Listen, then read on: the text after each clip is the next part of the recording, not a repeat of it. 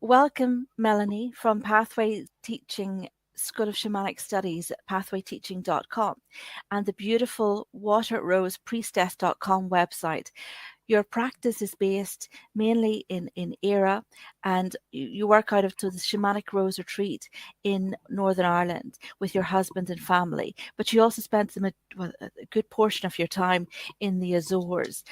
Melanie is a qualified marine biologist and dive guide and spends her spare time swimming in the seas with octopus and aquatic creatures and water beings.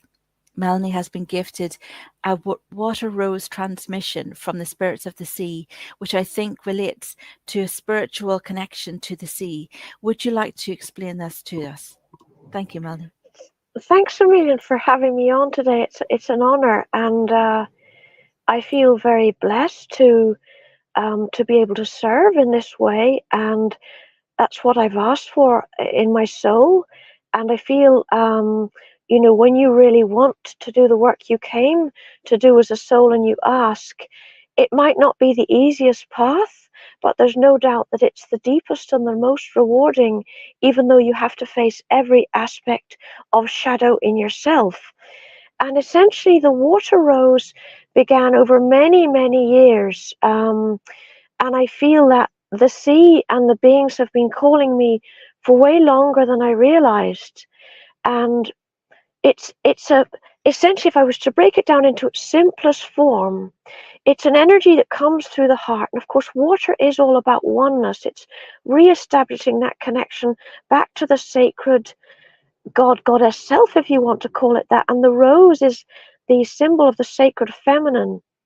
And essentially, most of the symbols, if all the symbols, have been given underwater, but then confirmed in dream time and intuition. And without going into my head or analyzing, what I sense every time I receive the symbols is an embodiment of a completely deep energy like peace.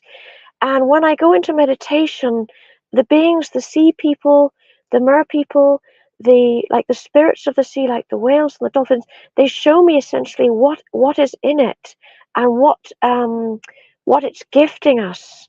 And so yeah, it has 3 levels in it, and the shamanic rose wheel is a really good foundation for people who say haven't started on their journey yet, don't know how to come from the head into the heart, haven't connected with their archetypes in the directions. So for a lot of the people who are drawn to the water rose, I do see they have 4 water archetypes in the directions. So, normally in a shamanic wheel, you'll get, say, a bird for air, say, you'll get maybe a jaguar for the west, maybe a water being for the south, and, these different archetypes. But some of the people who are called to carry this have 4 water archetypes in all the directions. And very much I'm being shown. So the whole essence of this energy is about me getting out of the way, allowing these higher ascended, incredible teachers from the sea through me to serve. That's essentially what it's about. And the messages I've been getting where, one day I went to the sea and they were like, people of the sea, it's time for you to rise. Like these people that carry these Atlantean, Lemurian water, I'm calling it water rose energy, but it's like this highly ascended water, these memories that come in through their heart. It's going to activate those. It's going to help speed up their ascension and help them actually embody why they're here. That's the message I'm getting from it without trying to limit it, because I feel like it's very deep. As the water is very deep, very sacred. And of course, the water element is the oldest. It's the one that has been, we all come from the water element. So there will be an aspect of everybody that has this sacred rose energy and this watery energy within them. I'm just listening to what you're saying there and just connecting on it in such an emotional level, actually, Melanie. You're also Yeah, you're also a water rose priestess and medicine woman. The sea itself, I keep getting that the sea itself is sentient, and people talk about the sea calling them in deeper. Presumably, this is the sea and not the water beings that's calling people in. You know, sort of they feel attracted to the sea, and it doesn't end well. You know, so well, what are your thoughts Yeah. there? Because we had some interesting conversations with Bob Osborne. Last week with regards to his thoughts of the sea. He said that there's some sort of a draw there, that actually the sea is calling for souls. What are your thoughts? Okay, really good question. So essentially to me, the sea is like us. It is, there is a beautiful essence of sacred Holy Sophia, cosmic mother, sacred womb energy that can move through the sea at a very high and collected level. But then there's also different water bodies have different energies. And to me, the sea beings are one with that water element.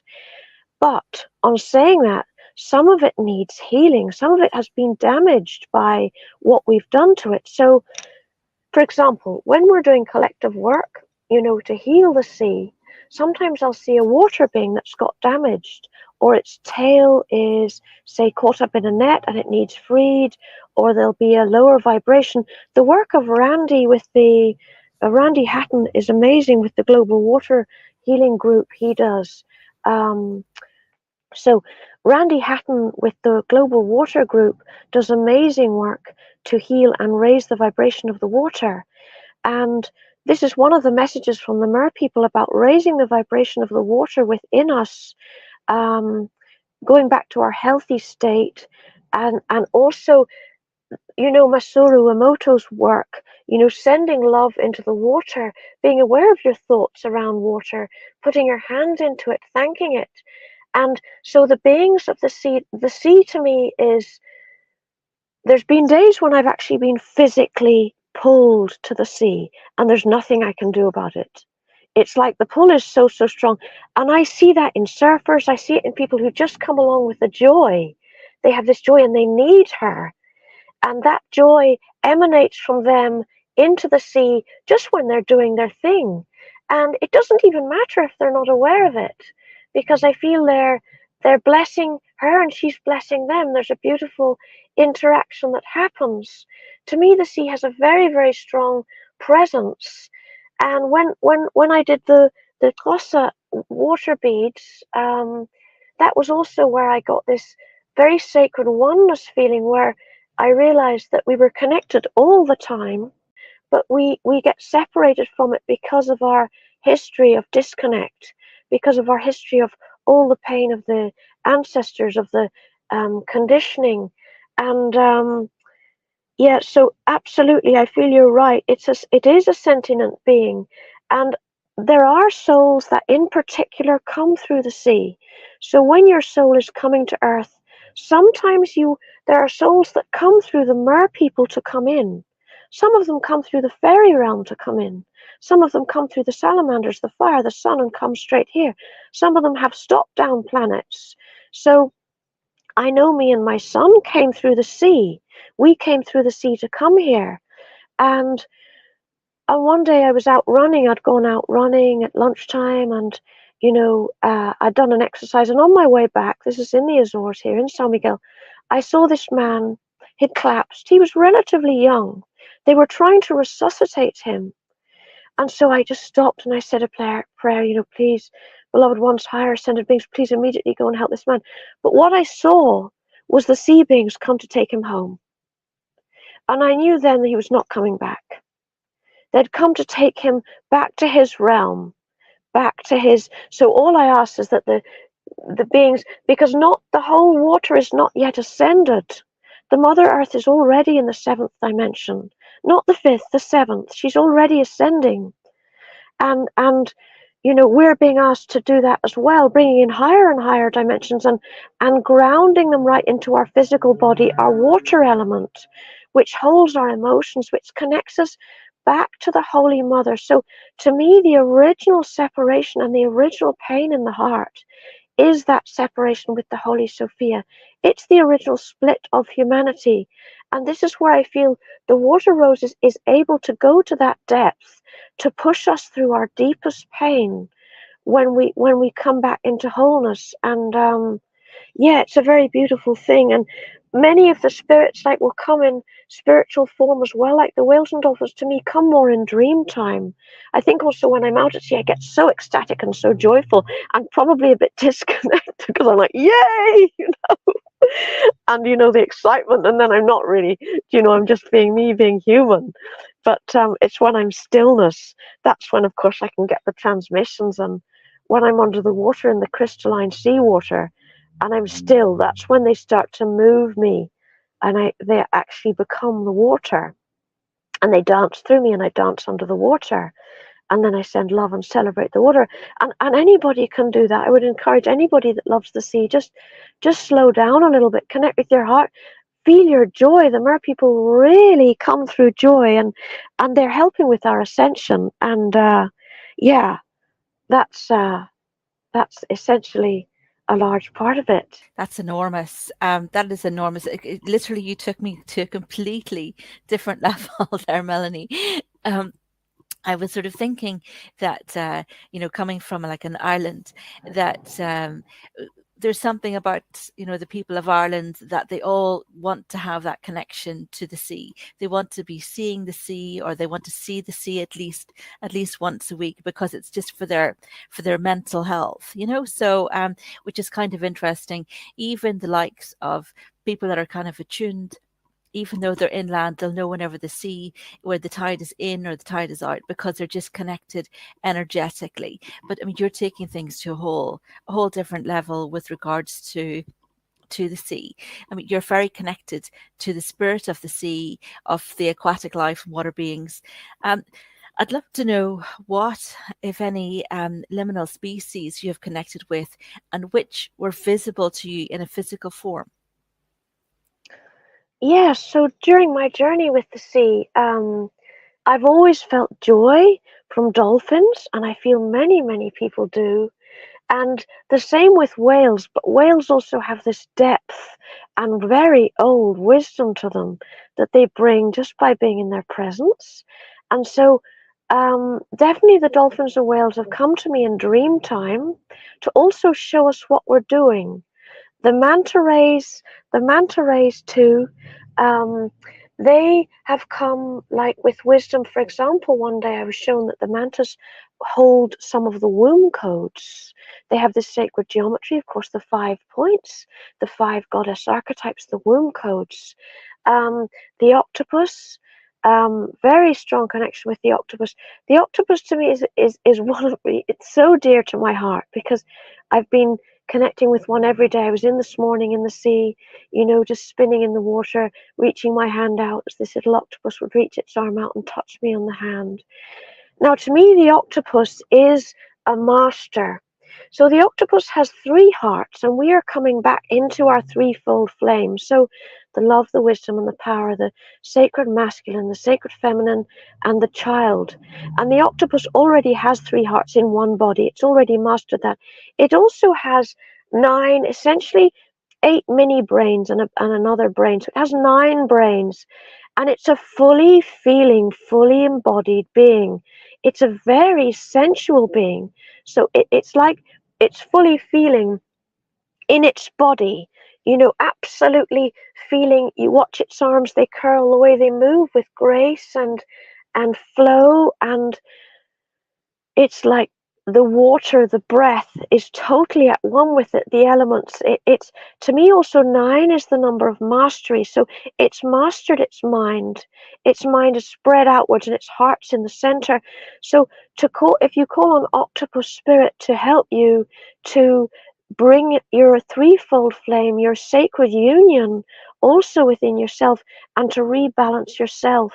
So that's also what's happening on the planet with I feel another depth to the water rose. It's bringing this sacred union within the self, this complete balance of masculine and feminine, and addressing the shadow aspects of this these aspects of ourself, to come back into the one heart.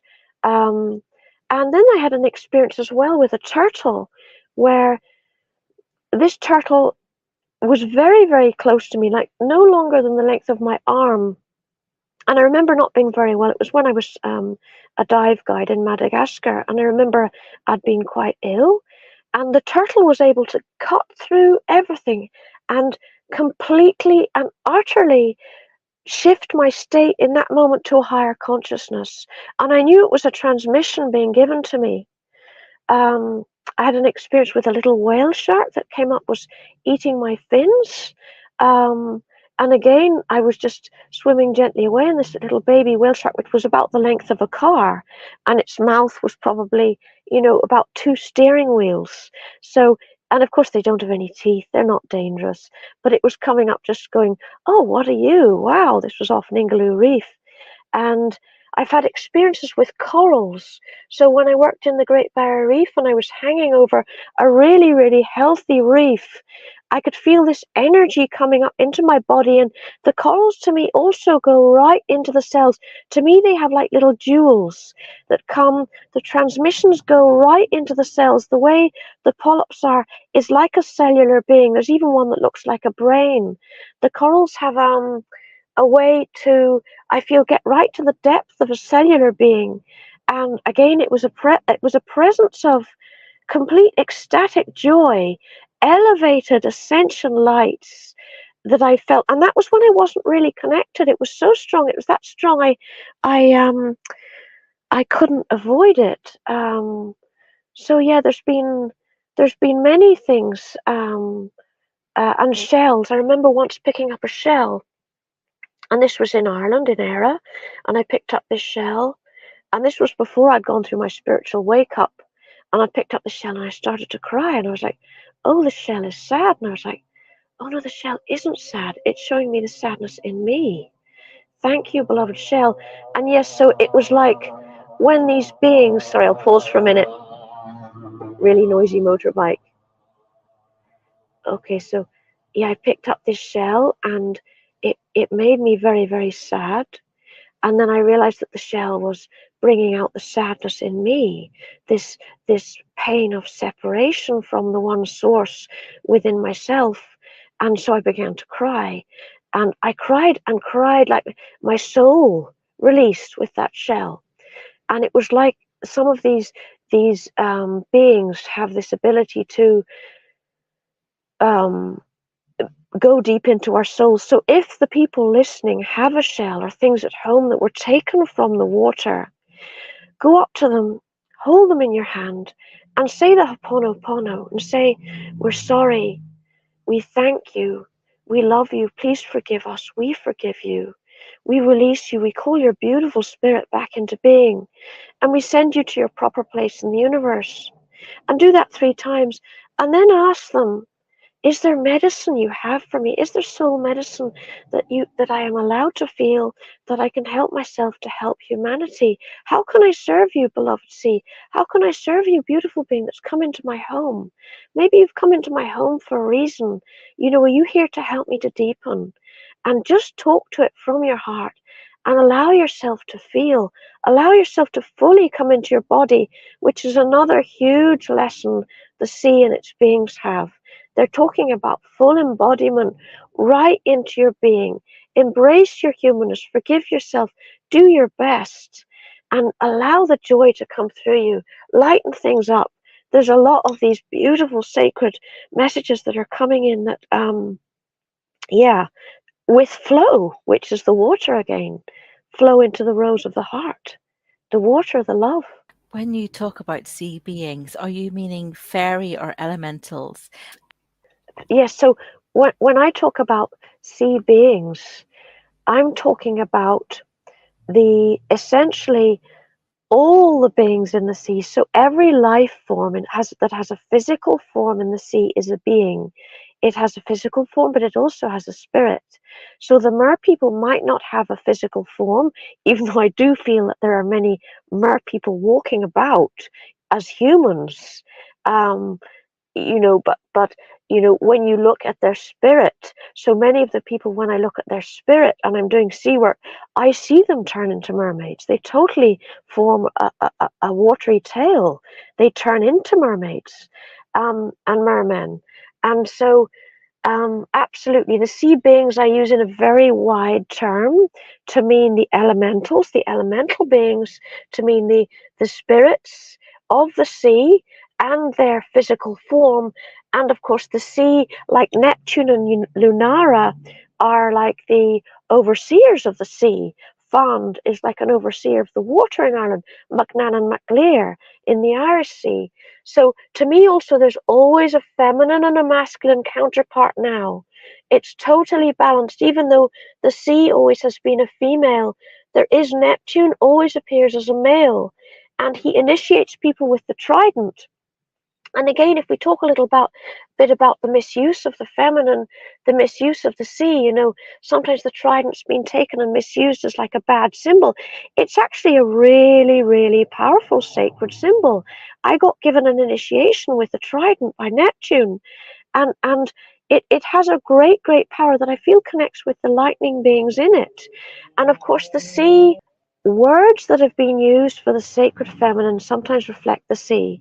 So like if you say like the word vagina, means sheath, implying a sword, goes into it. Yoni actually means sacred space. The word virgin means to be owned by no man. The word whore doesn't mean the way it is. The word whore is actually horus. It's root of a sacred dancer. So this whole journey with the water rose has taken me on a journey to reclaim my womb power, to reclaim the sea within myself, which is the womb, the water element, and bring it back into love and ascension. So it's like those elements of self that have been suppressed, that have been tried to be tainted by patriarchy, are no longer ruled by that. And like the sacred womb power is coming back. And thanks to Leola and Tara from the Tantric Rose Mystery School, she talks about the threefold flame, which of course we know is in the heart, the love, the wisdom, and the power. But to me, the embodiment of it happens in a vertical way. So the wisdom, like the white rose in the head, the pink rose in the heart, and the red rose, the power in the womb. And that is aligning and coming back into the heart, which also is like where the water rose comes in to kind of flow between all these sacred parts of the body. Do you think that they have any wisdom that they'd like to share with us? And what can we do for them? Just whenever we're discussing wisdom from the likes of the merfolk and the water beings, I'd also like to maybe include the likes of the Sasquatch, because we were having discussions there that there was Sasquatch in Ireland, and I think they also have something that they would like to sort of share with us. The fact that they're sort of coming up and people are having conversations about them now. Oh yes, absolutely. So I know there are Sasquatch here on the island because I saw them, in the northwest region. I haven't done a quest there. I've only done one quest. They're definitely here, and I, to be honest, that's not I haven't connected with them enough to be able to give any advice or to be able to say. I feel they're very old and very wise, very sacred beings. With regards to the mer people, they do talk to me all the time. Not all the time, but they do talk to me. The mer people talk to me when they need to and when they need to teach me something. So to me, their message is primarily about ascension, about helping us remember who we really are. And so how we can help them is, pick up litter, be aware of the products you're using into the water, don't overuse really toxic chemicals in you or in the water. Bless it, use the violet flame, put your hands in the water and bless it. Maybe make a little offering, of biodegradable things just to thank the water. Barbara Hess does lovely dispatchos that you can make. And be aware of your thoughts around the water, your thoughts in yourself. Think positive. Breathe and allow yourself to feel. So if you're going through stuff, really don't push it away. Allow yourself to feel and ask what you believe in, like the God, Goddess, one source, whatever way you want to call on it. Ask them to come in and help you. And remember, water, of course, is a world of sound. So those of you who are, on the spiritual path, if you want to go, especially at dawn and dusk, because they love to come out at dawn and dusk, to sing them a song. Sing them a song from your heart. Sit and sing, because they are bringing these sacred sounds back in. And again, they just start to come through you. A lot of this soul medicine is so simple, and it's so much in the here and now, and it doesn't need analysis. It's beautiful, and you don't need to try. It just comes.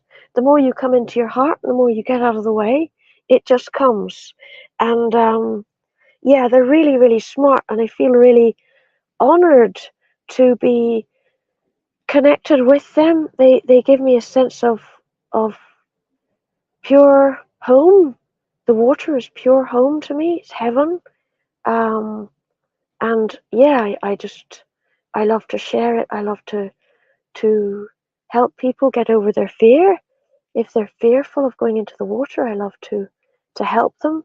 And yeah, thank you so much for having me on today. It's my absolute pleasure, Melanie.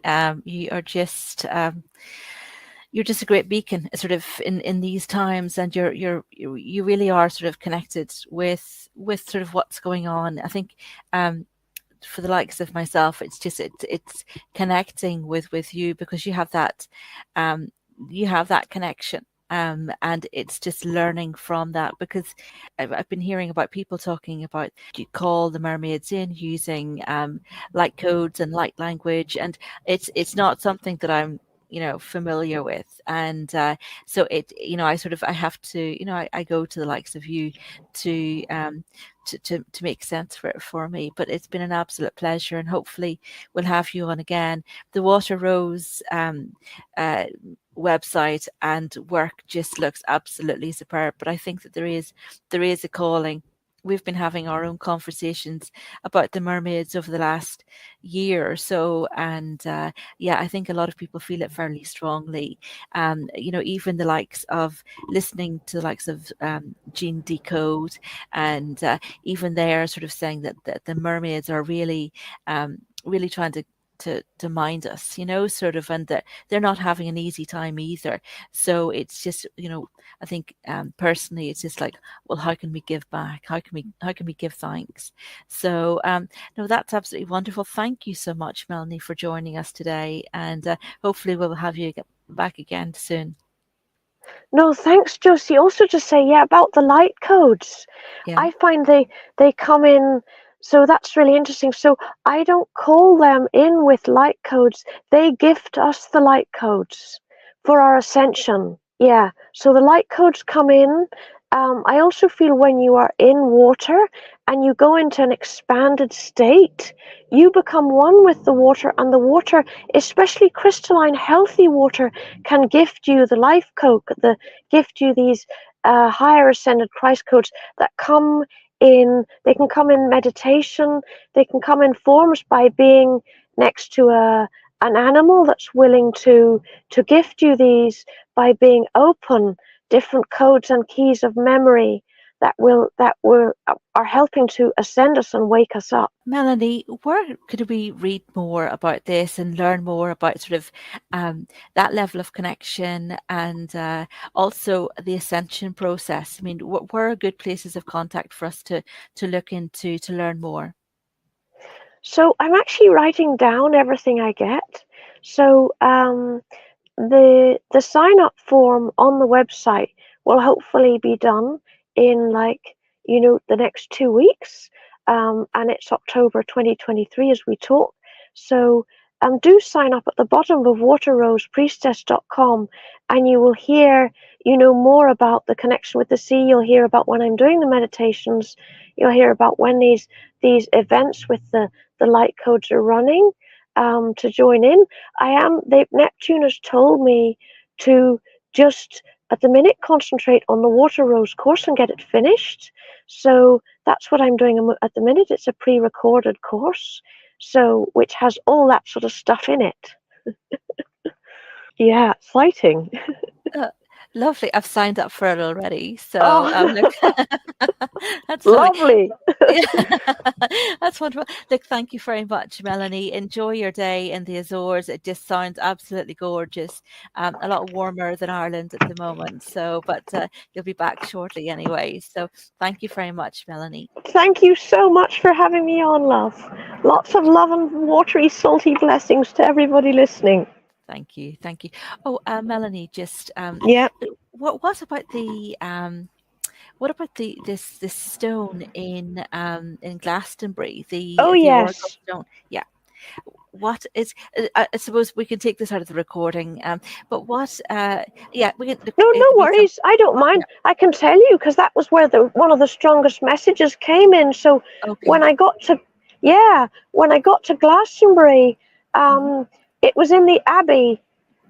I'll just one sec.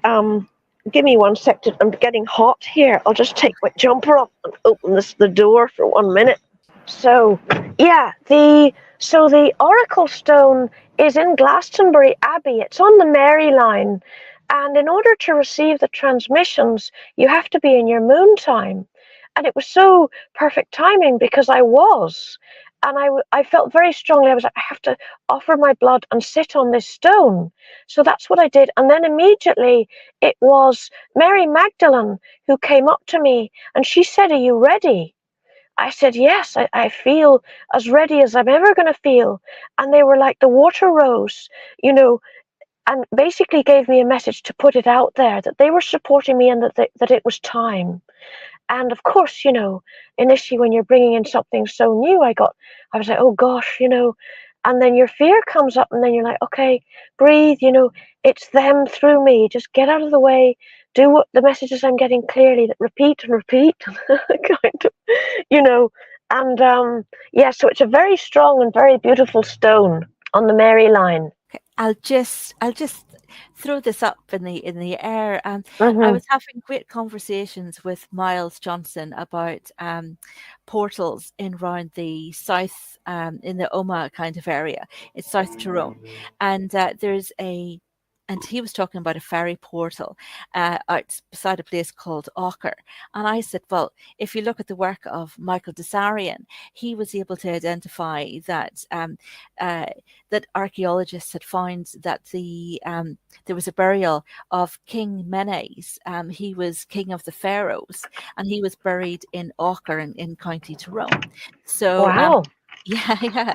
So now it was Professor Waddell had done that excavation work, and it's quite a spectacular kind of a site. But of course, it's never really talked about. There's legend about whenever he came into Lough Foyle, a hornet came onto his boat and stung him, and he actually died before he touched. When he was returning back to his home place, Ireland, that he died before he set foot onto it. But he was buried there. So, but King Menes, he was the he has a tomb in the Valley of the Kings, but he's not in it because he's buried in Auker, but in County Tyrone. But his name went on to become the word menstruation, because whenever he was working with the pyramids, he built underwater rivers underneath the pyramids, and that was meant to be connected to menstruation. So he actually gave the term menstruation from his name. Gosh, how interesting. Yeah, fascinating. And also about the portals. There are portals under the sea that have been shown to me by the mer people. And also they come to us sometimes to ask for help when we're doing sea work, mainly with people that that are cold, like people who are open to spirit, that journey, that are already at the stage that they understand they're a spirit here in a human body, and that they're able to serve. We often do work to heal some of these portals, and underwater sacred sites, sacred pyramids, and sacred sites that are important for the sea. You also mentioned that that the whales were looking for help. What are they looking for help with at the moment, Melanie? So yes, I had a dream about whales, and I had a dream about them killing um, whales. This was a while ago. The more recent one was mantas. Um, they were in the dream. They were killing the mantas, and to me, the mantas are connected with the womb codes, the feminine. So they're still like there's still a bit of a battle going on, I feel, with this old patriarchal energy that's trying to hold on, that's not for the highest good, for the sacred woman power. And when I say the woman power, I mean the sacred feminine in men and women. I mean this with total balance. It's not, I absolutely never mean that one is better than the other, because they're absolutely not. We're both different, but we have the same essence, in that when we go right down to the original, we are one. We are love at our deepest level. And so yeah, so they ask for dreams. That they come in dreams to do journey work, to help them, to sometimes do soul retrieval for a species, or to sometimes clean an area of sea, or to you know yeah, they can ask for many things in the dreams, to clean the plastic, or to kind of work on a spiritual level, to do that on a spiritual level, to clean it, so that then it'll help the people, as I did for many years, to work on a more physical level. I was working on a physical level, and I wasn't really connecting to spirit, because I didn't know how way back then. For 20 years I was just trying to convince people to care, um, in marine biology. And I feel that then, when things began to change, I really saw that those people that are stuck, really spirit knows best, and the best way to change is to go deep into their spirit and change it there first, because then it trickles down into the physical. Without an effort, it's going to happen anyway. That's one of the secrets of ascension. I feel that people, try and try and try, and they can try to change things on a physical level, which of course helps. But if there's something stuck in your spirit or your soul that's not cleaned, or not, that needs to be done, it's the pattern's going to keep repeating until that's removed. That's very helpful. I think we'll all have to hold that thought. Sort of that's something that we all need to be working on. Sort of I think to move forward. I mean, you're on the right track with regards to move it forward to ascension, because really that's really all we can be doing at this time. So look, again, Yes. thank you very much, Melanie, for joining us. I really appreciate you taking the time out to speak to me. So thank you very much. Thank you so much, love. Big, big hug. And you too, sweet. Bye bye. Thank you. Bye. Bye, bye, bye.